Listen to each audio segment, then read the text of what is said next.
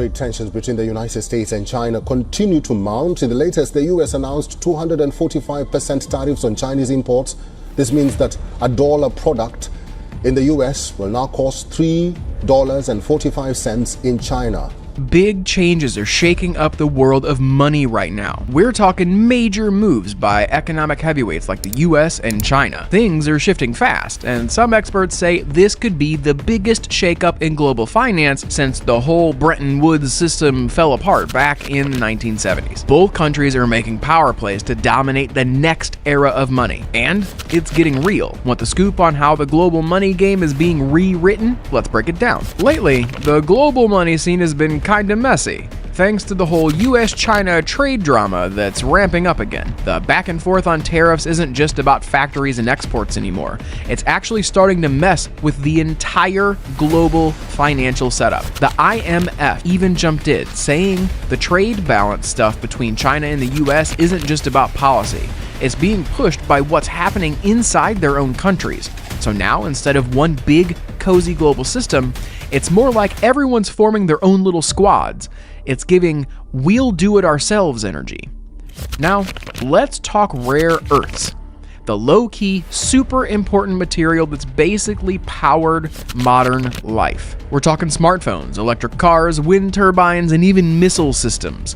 China has a massive hold on the processing game, handling about 85% of it worldwide. So when China decides to slow shipments down, total chaos. Supply chains go off the rails, prices go nuts, and governments start sweating bullets. Both China and the US are super reliant on these minerals, especially 11 of them that they both need. And that overlap, that's where the real tension brews. It's like both of them are fighting over the same rare snacks in a global vending machine. China's been making serious money moves, and their strategy is kinda genius. On one hand, they're stacking up on gold like it's going out of style.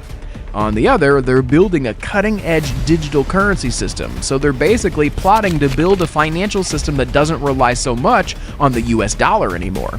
Think of it like leveling up your own economy while getting ready for a new global currency game. And speaking of flexes, let's talk about Singles Day. Back in 2009, Alibaba made just $7 million from that one-day shopping event. Not bad, but fast forward to 2019, that number shot up to a wild $38.4 billion in just 24 hours. That's a 5,471 time glow up. So clearly, Chinese shoppers are not playing around, and this massive spending surge says a lot about how disposable incomes have been rising in China. That's music to the ears of a global luxury brand. From high-end handbags and designer shades to watches, perfumes, and even custom suits, everyone wants in on that Chinese consumer gold rush. And despite hiccups like the US-China trade war, income growth in China is looking strong and steady. Here's a flex that really puts things into perspective. According to a 2019 Credit Suisse report, China officially had more millionaires than the US. Yep, 4.4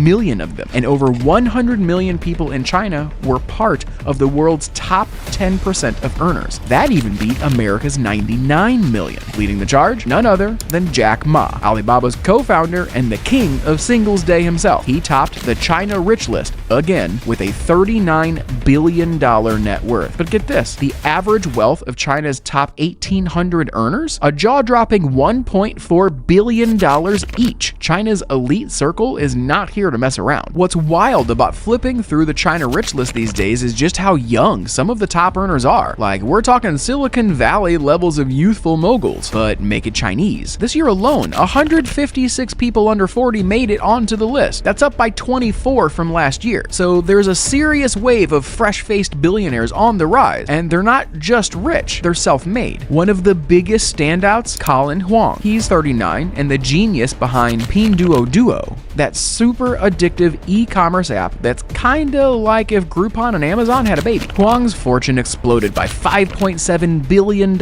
in just a year, pushing his total net worth to a casual $19 billion, though Forbes actually pegs it closer to $21 billion. Either way, he's now the first self-made entrepreneur born in the 1980s to break into China's top 10 richest. Not bad for someone who wasn't even in the billionaire convo a few years ago. And here's where it gets even more impressive. About 27.5% of China's billionaires are under 50. That's more than double the global average of 13%. Like, these young moguls aren't just outliers, they're becoming the norm. 93.5% of these ultra-wealthy individuals didn't inherit their empire. They built it all from scratch. That's a huge contrast from the old-school rich family dynasty model that we're used to seeing in Europe or the US. Bottom line, China's next-gen billionaires are redefining what modern wealth looks like. Young, driven, and totally self-made. Back in 2018, Chinese shoppers already accounted for a hefty 33% of all high-end purchases worldwide. They threw down a cool $122 billion on designer bags, watches, couture, and everything in between. But that number jumped to a whopping 41% in 2025. That's up to $181 billion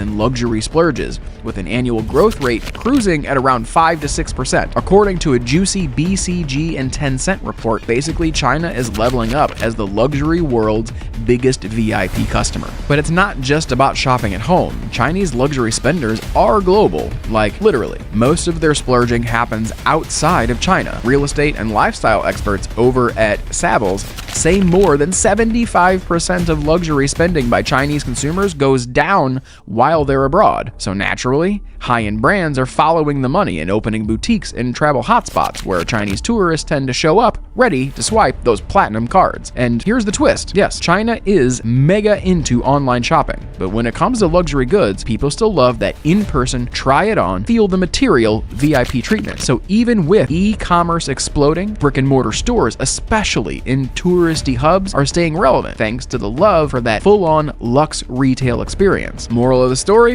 if you're a luxury brand and you're not courting Chinese travelers and tapping into this ever-growing market, you're missing the boat. And private jet. The catch, no single country has all these minerals just lying around, which means cue the international tug-of-war. If supply chains get rocky or demand suddenly spikes, especially for minerals that are mission critical to national security or economic growth, you better believe the big players will start throwing elbows for access. Think of it like mineral musical chairs, but way more serious. A comparison of China versus US import dependencies shows that China relies on imports for over half of its usage of 19 different non-fuel minerals. The US, even more dependent, with 24 minerals falling into that category. And here's where things get extra spicy. 11 of those minerals are critical to both countries. So, while we might not hear about gallium and rhenium in everyday conversations, behind the scenes, they're already the stars of the next big geopolitical showdown. When we're talking about China and the US in the context of minerals and manufacturing, we're not just talking about two superpowers flexing. These two are basically the poster kids for every country that needs a lot of raw materials to keep their industries humming. Think of them like two very different roommates in a shared apartment called Planet Earth, both trying to stock up the fridge but with wildly different strategies. China is not just playing the game, it's practically setting the rules.